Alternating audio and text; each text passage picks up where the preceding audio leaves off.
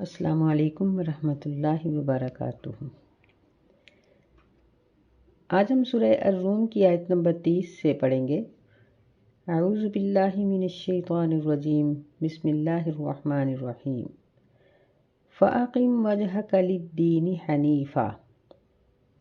اس آیت مبارکہ سے پہلے اللہ تعالیٰ نے اپنی قدرت کی بہت سی نشانیوں کا تذکرہ کیا۔ انسان کی پیدائش، انسان کی زندگی کا سارا سلسلہ، پھر اسی طرح اس کی موت، اس کی نیند، بارشوں کا سلسلہ اور سب چیزوں کا، بہت سی چیزوں کا اللہ تعالیٰ نے تذکرہ کیا۔ پھر کچھ دیگر نصائح کے بعد یہاں مخاطب ہیں رسول اللہ صلی اللہ علیہ وسلم، اور بعض مفسرین کے نزدیک قرآن مجید میں جہاں بھی امر کا صیغہ آتا ہے اور مخاطب کیا گیا ہے، وہاں ہر وہ شخص مخاطب ہے جو اس وقت اس کو پڑھ رہا ہے یا سن رہا ہے۔ تو اس سے پھر مراد ہم سب ہیں کہ اللہ تعالیٰ ہمیں یہ نصیحت فرما رہے ہیں کہ ہم اپنے چہروں کو صرف اللہ کے دین کے لیے متوجہ کر لیں۔ یعنی جب چہرہ ایک چیز کی طرف متوجہ ہوگا تو سارا جسم اسی طرف مائل ہوگا۔ اس کا مفہوم یہ ہوا کہ اپنے آپ کو اللہ کے دین کے لیے جھکا لیں۔ فَأَقِمْ وَجْهَكَ لِلدِّينِ حَنِيفًا۔ بس آپ اپنے چہرے کو دین کے لیے سیدھا کر لیجئے، حنیفہ، یک طرفہ ہو کر، یعنی سب دینوں سے منہ موڑ کر صرف اللہ کے دین کی طرف رخ کر لیجئے۔ فطرت اللہ التی فطر الناس علیہا۔ یہ اللہ کا دین فطرت کے عین مطابق ہے۔ التی فطر الناس علیہا، جس پر اللہ تعالیٰ نے لوگوں کو پیدا کیا ہے۔ فطرت یعنی اس سے مراد یہ ہے کہ انسانوں کی اور ساری کائنات کی تخلیق یعنی پیدائش، اللہ تعالیٰ نے ہر چیز کو جو پیدا کیا ہے تو اپنا دین بھی انسانوں کی طبیعت کے عین مطابق بنایا ہے۔ یعنی دین شریعت جو ہے، ہمارا دین اسلام جو ہے، اس کا شارع، اس کا خالق بھی اللہ ہی ہے۔ اللہ نے ہی اس دین کو وضع کیا ہے، تو اس نے انسانوں کی طبیعت کے عین مطابق اس دین کو بنایا۔ یعنی دین اسلام کا کوئی بھی حکم ایسا نہیں جو انسانی فطرت کے خلاف ہو، کہ انسان اس کو کر ہی نہیں سکتا لیکن اللہ تعالیٰ کہہ رہے ہیں کہ ایسا کرو۔ نہیں، کوئی بھی اسلام کا حکم اس طرح کا نہیں ہے۔ اس لیے اللہ تعالیٰ اپنے نبی صلی اللہ علیہ وسلم کو اور ہم سب قرآن مجید کے پڑھنے والوں کو یہ خطاب فرما رہے ہیں کہ اپنے آپ کو اس دین کے لیے مطیع کر لو اور اس کے تابع بنا لو۔ لا تبدیل لخلق اللہ، اللہ تعالیٰ کے اس طریقہ تخلیق کو کوئی بدل نہیں سکتا۔ یعنی جس طرح اللہ تعالیٰ کے طریقہ تخلیق، سب چیزوں کی تخلیق کا طریقہ شروع سے جو چلا آ رہا ہے وہی اب ہے اور وہی قیامت تک رہے گا، اسی طرح اللہ کا دین بھی بدلا نہیں جا سکتا۔ یعنی اس سے ہمیں یہ بات بھی معلوم ہوتی ہے کہ تمام انبیاء علیہم السلام کا دین ایک ہی تھا، اور سب نبیوں نے اللہ تعالیٰ کی توحید سنائی اور اپنی قوم کو شریعت عطا فرمائی۔ یعنی ان کو رہنے سہنے اور اپنے ماحول کے اندر گزارا کرنے اور سارے معاملات کے طریقے سکھائے۔ تو جس طرح کا کسی قوم کا ماحول ہوتا تھا اسی قسم کے اس کو احکامات دیے جاتے تھے، لیکن جو اللہ تعالیٰ کی عبادت کے طریقے ہیں وہ یہی رہے ہیں۔ مثلا نماز، روزہ، زکوٰۃ، یہ ساری چیزیں ہر امت پر فرض رہی ہیں۔ فرمایا ذالک الدین القیم، یہ ہے درست دین، یعنی یہ سب سے سیدھا دین ہے، اور اسی دین پر چل کر ہی انسان دنیا میں بھی کامیابی اور آخرت میں بھی فلاح پا سکتا ہے۔ کیونکہ انسان کی جو مشینری ہے اس کا خالق اللہ ہے، تو اللہ ہی یہ بتا سکتا ہے کہ دنیا میں اس ماحول میں ہم اس مشینری کو، اس عظیم اللہ کی قدرت کے شاہکار کو ہم کس طرح سے استعمال کر سکتے ہیں۔ یعنی قرآن مجید کو ہم اپنے لیے گائیڈ بک کہہ سکتے ہیں، قرآن اور حدیث، کہ ان دونوں کتابوں نے، اللہ نے اور اس کے رسول صلی اللہ علیہ وسلم نے ہمیں یہ بتایا کہ ہم اس انسان کو کس طرح استعمال میں لائیں، کس طرح ہم انسانوں کے ساتھ معاملہ کریں کہ ہماری دنیا بھی سدھر جائے اور ہماری آخرت بھی سدھر جائے۔ وَلَٰكِنَّ أَكْثَرَ النَّاسِ لَا يَعْلَمُونَ، اور لیکن اکثر لوگ نہیں جانتے، یعنی لوگوں کی اکثریت اپنی مرضی سے زندگی گزارتی ہے، جس کی وجہ سے فساد، جھگڑے، لڑائیاں اور پھر بیماریاں، تکلیفیں اللہ تعالیٰ کی کو ناراض کرنے کی وجہ سے بھی آتی ہیں، اور انسان کے اپنے بد اعمال کی وجہ سے بھی اس پر یہ ساری مصیبتیں آتی ہیں۔ حالانکہ اللہ تعالیٰ نے انسان کو یہ حکم دیا ہے کہ وہ اسی کی طرف رجوع کرے۔ فرمایا منیبین الیہ واتقوہ واقیموا الصلاۃ ولا تکونوا من المشرکین، کہ اللہ ہی کی طرف رجوع کرنے والے بن جاؤ۔ منیبین الیہ یعنی اسی کی طرف رجوع کرنے والے بن جاؤ، اسی کی طرف جھک جاؤ، اس کی بات کو مان لو، جب بھی اس کا حکم سامنے آئے تو اپنی مرضی کو چھوڑ کر اس کے حکم پر عمل کرو، اور اسی میں تمہاری دنیا کی بھی اور آخرت کی بھی فلاح ہے۔ دوسرا حکم یہ دیا کہ واتقوہ، اسی سے ڈرو، یعنی جب اللہ کا ڈر اپنے دل میں سب سے بڑا ہوگا تو پھر ہم کسی اور کے ڈر سے اللہ کو ناراض نہیں کریں گے، اللہ کی ناراضی والے کام نہیں کریں گے، بلکہ اللہ کا ڈر سب سے بڑا ہے کہ ایک بات پر اللہ تعالیٰ کہہ رہے ہیں کہ ایسے کرو اور دنیا کہہ رہی ہے کہ نہیں ایسے کرو، تو ہم وہ کام کریں، وہ حکم مانیں جو اللہ کا ہے۔ یہ ہے تقوی، اور اسی کو اختیار کرنا۔ نبی صلی اللہ علیہ وسلم سے پوچھا گیا کہ تقوی کیا چیز ہے، تو آپ نے فرمایا کہ خوف اور امید، یعنی اللہ کے عذاب کا خوف اور اس کی جنت کی امید کے درمیان رہنا۔ نہ تو خوف اتنا ہو کہ جس طرح ظالم کا ہوتا ہے، نہ اللہ تعالیٰ سے امید اس طرح کی رکھی جائے کہ جس طرح کسی بے بس سے امید رکھی جاتی ہے کہ ہم کہتے ہیں کہ اس نے ہمارا کیا بگاڑ لینا ہے، ہم جو مرضی کر لیں۔ نہیں، اللہ تعالیٰ صاحب قدرت ہے، اس کے خوف اور امید کے درمیان رہو، یہ ہے تقوی۔ واتقوہ، اور اس کا تقوی اختیار کرو۔ تیسری بات فرمائی وَأَقِیمُوا الصَّلَاۃَ، نماز کو قائم کرو، یعنی صرف پڑھ لینا کافی نہیں ہے، پڑھ لینا تو نماز کا ایک ادب ہے، اور اس کو قائم کرنا یعنی اس کے رکوع سجود، سب سے پہلے اس کا وضو، اور پھر جس جگہ پر ہم نماز پڑھ رہے ہیں پھر اس کے اندر پڑھے جانے والے الفاظ، پھر ہماری نیت، اور سب کچھ درست ہو اور قرآن اور حدیث کے عین مطابق ہو، اور پھر نماز کے پہلے بھی اور نماز کے بعد بھی وہ کام نہ کیے جائیں جن سے نماز کو نقصان پہنچے، بلکہ وہ کام کیے جائیں جن سے نماز کا حسن اور نماز کا اجر اور بڑھ جائے۔ یہ ہے نماز کا قیام۔ چوتھی بات یہ فرمائی کہ وَلَا تَكُونُوا مِنَ الْمُشْرِكِينَ، کہ دیکھو مشرکوں میں سے نہ ہو جاؤ، یعنی جہاں انسان بڑے بڑے شرک کرتا ہے، کسی غیر کے سامنے اپنے ماتھے کو جھکاتا ہے، سجدہ کرتا ہے، یا اس کے نام کی عبادت کرتا ہے، یہ تو بہت بڑے جرم ہیں اور بہت بڑے بڑے شرک ہیں۔ لیکن شرک اصغر سے بھی بچو۔ نبی صلی اللہ علیہ وسلم نے فرمایا کہ شرک اتنا باریک بھی ہے، جس طرح سرخ رنگ کے بیل کے جسم پر ایک کالا بال ہو یا کالے بیل کے جسم پر ایک سرخ بال ہو، اتنا باریک ہے شرک۔ یعنی ہر چھوٹے بڑے کام اپنی زبان سے الفاظ کو ادا کرتے وقت غور رکھو کہ کوئی ایسا لفظ ہماری زبان سے ادا نہ ہو جس سے اللہ تعالیٰ کے ساتھ کسی دوسرے کو ہم شریک کر دیں، کسی ڈاکٹر کو یا کسی اور کو نہیں، بلکہ صرف اللہ سے ہی مانگیں، اسی سے استعانت طلب کریں اور اسی کو اپنی امید کا پورا کرنے والا سمجھیں، اور اپنے نفس کی پیروی نہ کریں۔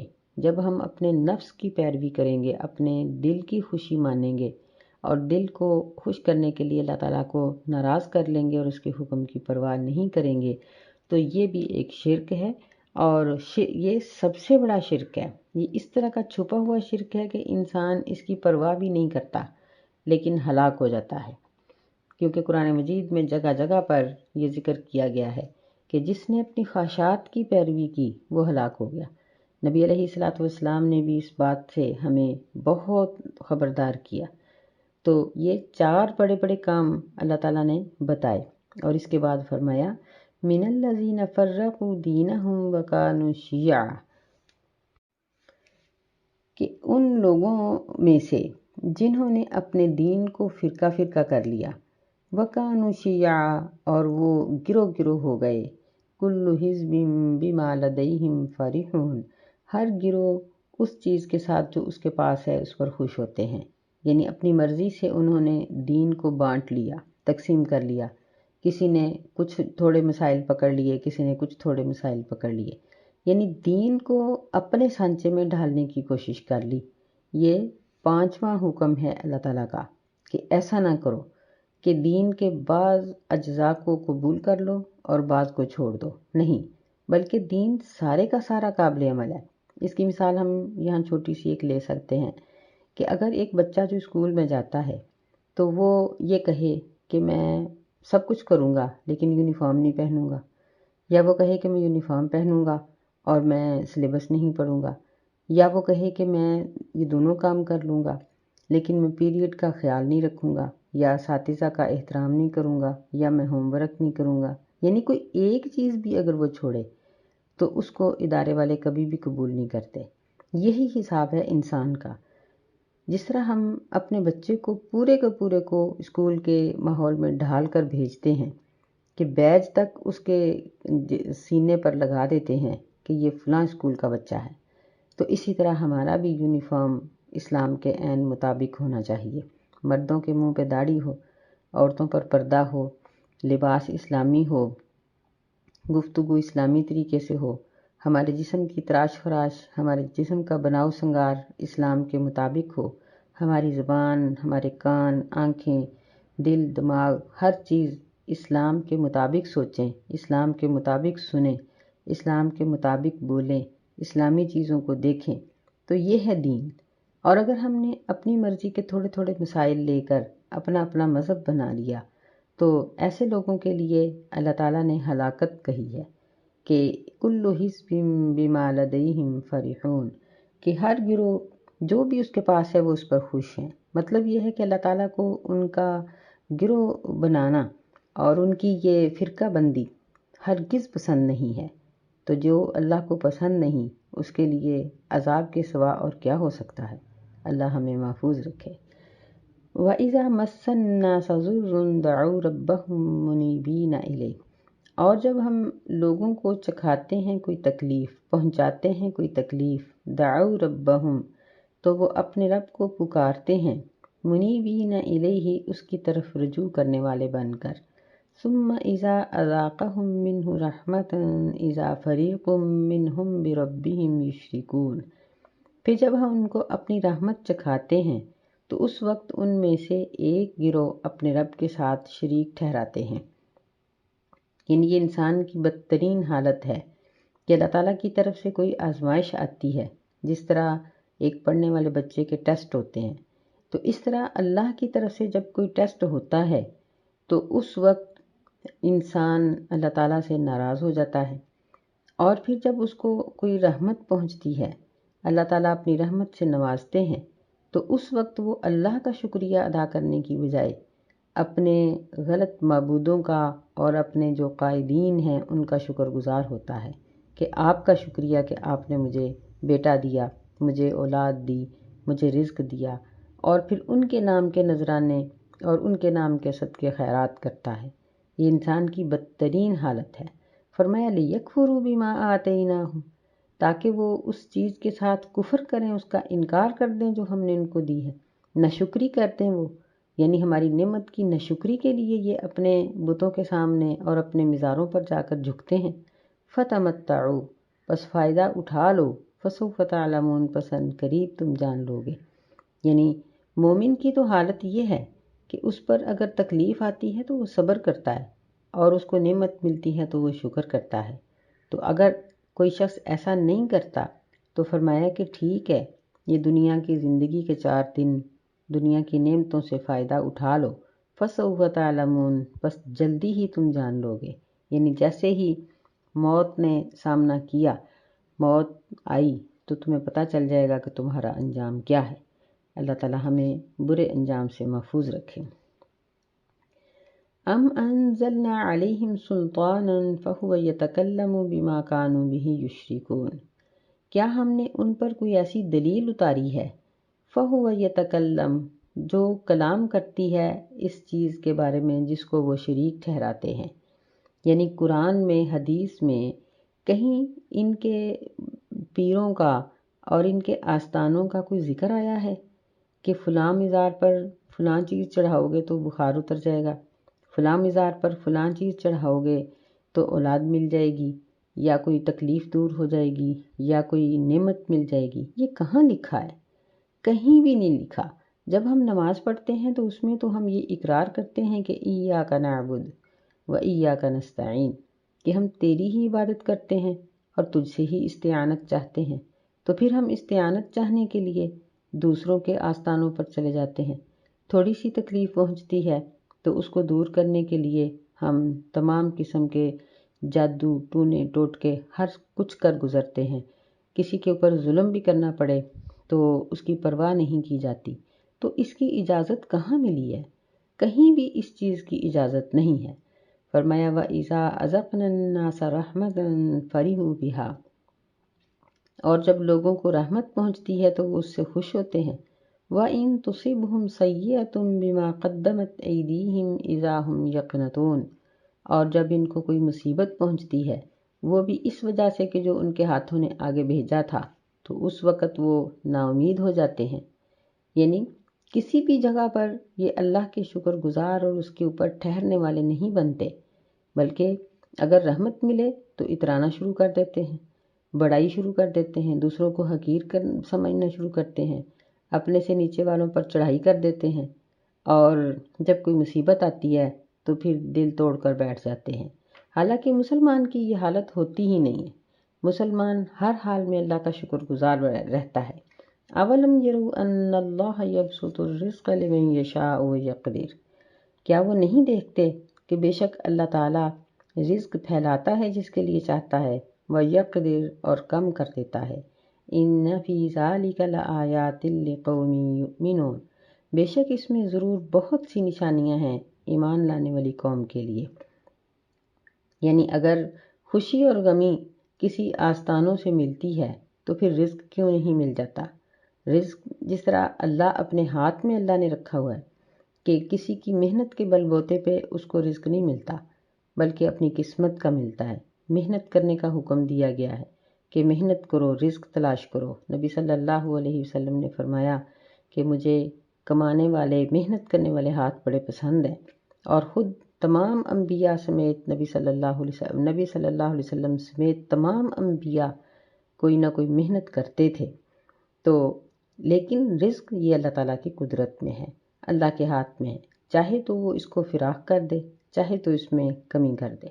یعنی جس طرح رزق کا کم ہونا یا فراخ ہونا اللہ کے ہاتھ میں ہے اور ہم اس کو اپنی آنکھوں سے دیکھتے ہیں، اسی طرح صحت اور بیماری بھی اللہ کے ہاتھ میں ہے، خوشی اور غمی بھی اللہ کے ہاتھ میں ہے۔ انسان کی زندگی کا سارا سلسلہ اللہ تعالیٰ کے ہاتھ میں ہے۔ اگر انسان کو اختیار ہے تو صرف نیکی اور برائی کرنے کا اختیار ہے، باقی اس کی خوشی اور غمی سب کچھ اس کے لیے مقدر کر دیا گیا، اور اپنی تقدیر سے کم اور زیادہ وہ نہیں لے سکتا۔ فَآتِ ذَا الْقُرْبَى حَقَّهُ وَالْمِسْكِينَ وَابْنَ السَّبِيلِ، اور پس دے دو قرابت داروں کو اس کا حق، اور مسکینوں کو بھی اس کا حق دو، اور مسافروں کو بھی دو۔ ذَلِكَ خَيْرٌ لِّلَّذِينَ يُرِيدُونَ وَجْهَ اللَّهِ، یہ ان لوگوں کے لیے بہت بہتر ہے جو اللہ تعالیٰ کا چہرہ چاہتے ہیں، یا پھر اس کا مطلب یہ ہے جو اللہ تعالیٰ کی رضا چاہتے ہیں۔ وَأُولَئِكَ هُمُ الْمُفْلِحُونَ، اور یہی لوگ ہیں جو فلاح پانے والے، کامیابی پانے والے ہیں۔ یعنی اللہ کے دیے ہوئے میں سے، مال میں سے بھی، اپنی طاقت میں سے، اپنی عقل میں سے، ہر چیز میں سے اپنے جو حقدار ہیں ان کا حق ادا کرو۔ تو جو شخص اللہ کی مخلوق کا حق ادا کرتا ہے اس کو اللہ تعالیٰ قیامت کے دن اپنے چہرے کا دیدار نصیب فرمائیں گے۔ یریدون وجہ اللہ، یعنی اس کا ایک مفہوم تو یہ ہے کہ جو لوگ اللہ کی رضا چاہتے ہیں وہ ان سب کا حق ادا کریں، اور دوسرا اس کا جو واضح قسم کا معنی ہے وہ یہ ہے کہ جو اللہ کا چہرہ چاہتے ہیں، کیونکہ قیامت کے دن جب حساب و کتاب کے بعد مسلمان مومن جنت میں جائیں گے تو وہاں وہ اللہ تعالیٰ کے چہرہ انور کا دیدار کریں گے۔ تو اللہ کے دیدار کے لیے ان تمام اعمال کی ضرورت ہے کہ دنیا میں تمام حقداروں کے حق ادا کیے جائیں۔ فرمایا وَأُولَئِكَ هُمُ الْمُفْلِحُونَ کہ کامیابی پانے والے یہی لوگ ہیں۔ وَمَا آتَيْتُم مِّن رِّبًا لِّيَرْبُوَ فِي أَمْوَالِ النَّاسِ اور جو تم سود دیتے ہو، لیربوا تاکہ وہ بڑھ جائے لوگوں کے مال میں سے، فلا یربو عند اللہ بس وہ نہیں بڑھتا اللہ تعالیٰ کے نزدیک۔ یعنی سود دیکھنے میں اگرچہ بہت زیادہ ہوتا ہے لیکن اس کے اندر برکت نہیں ہوتی۔ یعنی کسی چیز کی کثرت یہ کافی نہیں ہوتی جب تک اس میں برکت نہ ہو۔ اس کی مثال ہم صرف کی جھاگ سے بھی لے سکتے ہیں کہ جس طرح صرف کی جھاگ تو بہت زیادہ ہوتی ہے لیکن اس کا کچھ بھی فائدہ نہیں ہوتا، اور اس کی ہم ایک مثال یہ لے سکتے ہیں کہ جس طرح کسی شخص کے جسم پر ورم ہو جائے تو وہ دیکھنے میں بڑا موٹا تازہ ہو جائے گا، اس کا وہ عضو یا سارا جسم، لیکن اس کا وہ موٹاپا بیکار ہے، فائدہ مند نہیں ہے کیونکہ وہ ایک تکلیف ہے۔ اسی طرح سود یہ ایک بیکار چیز ہے، دیکھنے میں اگرچہ کثرت ہے لیکن جب اس میں برکت نہیں تو اس کا کچھ بھی فائدہ نہیں۔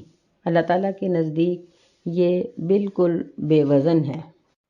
اگر سود کی مد میں مال زیادہ مل جاتا ہے تو اللہ تعالیٰ ایسے شخص پر جو سود خور ہے مصیبتیں بھی بڑی بڑی ڈال دیتا ہے، خرچ بھی بڑے بڑے ڈال دیتا ہے، جس کی وجہ سے اس کا بہت زیادہ مال بھی اس کو پورا نہیں آتا۔ اور یہ حقیقت ہے، ہمارے دیکھنے کی بات ہے کہ بہت سے لوگ ہمیں ایسے نظر آتے ہیں کہ جن کے پاس مال کی کثرت ہے، لاکھوں کا بجٹ ہے ان کا مہینے کا، لیکن پھر بھی وہ روتے ہوئے نظر آتے ہیں، پھر بھی ان پہ قرضے چڑھ جاتے ہیں۔ اور بعض ہم دیکھتے ہیں کہ ان کے پاس تھوڑا سا مال ہوتا ہے لیکن وہ خوشحال بھی ہیں، پرسکون بھی ہیں، قرض سے بھی وہ فارغ ہیں۔ تو اللہ ایسے لوگوں کی خواہشات میں کمی کر دیتا ہے، اور جو سود خور ہیں ان کی خواہشات بڑھ جاتی ہیں، ضرورتیں بڑھ جاتی ہیں، بیماریاں بڑھ جاتی ہیں، پھر جو کام کم پیسوں میں ہو سکتا ہے وہ بہت زیادہ پیسوں میں کر لیتے ہیں۔ یعنی بے برکتی کی بے شمار قسمیں بلکہ تمام قسمیں ان کے پاس آ پہنچتی ہیں، جبکہ جو اچھے طریقے سے کام کرنے والے لوگ ہیں وہاں اللہ تعالیٰ کی رحمت اور برکت ہوتی ہے، جس کا تذکرہ اللہ تعالیٰ اس طرح سے فرماتے ہیں وَمَا آتَيْتُم مِّن زَكَاةٍ تُرِيدُونَ وَجْهَ اللَّهِ فَأُولَئِكَ هُمُ الْمُضْعِفُونَ اور جو تم زکوٰۃ دیتے ہو اور اس سے تم اللہ کے چہرے کا دیدار کرنے کا ارادہ کرتے ہو، یا مختصر پڑھ سکتے ہیں کہ تُرِيدُونَ وَجْهَ اللَّهِ کہ تم اللہ کی رضا چاہتے ہو، فَأُولَئِكَ هُمُ الْمُضْعِفُونَ تو ایسے لوگوں کو اللہ تعالیٰ بڑھا کر کئی گنا دے دیتا ہے۔ یعنی تھوڑے سے بجٹ میں، تھوڑی سی تنخواہ میں ان لوگوں کے حالات ان لوگوں سے بہتر ہوتے ہیں جو بہت زیادہ سود کھا رہے ہوتے ہیں۔ تو یہی بابرکت چیز ہے، اسی کو حاصل کرنا چاہیے کہ اپنے مال میں سے زکوٰۃ دیجیے، صدقہ و خیرات کیجیے، اور حلال طریقے سے ہم اپنے مال کو کمائیں اور جائز ضرورتوں میں خرچ کریں، اسراف اور تبذیر سے بچتے رہیں، تو اللہ تعالیٰ اس میں برکت پیدا کر دیتا ہے۔ اللہ الذی خلقکم ثم رزقکم ثم یمیتکم ثم یحییکم اللہ ہی وہ ذات ہے جو تمہیں پیدا کرتا ہے، پھر تمہیں رزق دیتا ہے، پھر وہ تمہیں مار دیتا ہے، پھر وہ تمہیں قیامت کے دن اٹھائے گا، زندہ کرے گا۔ هل من شرکائکم من یفعل من ذالکم من شیء کیا تمہارے شریکوں میں سے کوئی ایسا ہے جو ان کاموں میں سے کوئی کچھ بھی کر سکے؟ یعنی یہ 4 کام ایسے ہیں جو صرف اللہ ہی کرتا ہے، اور بھی دیگر بہت سے کام ایسے ہیں جو صرف اللہ کی قدرت میں ہیں۔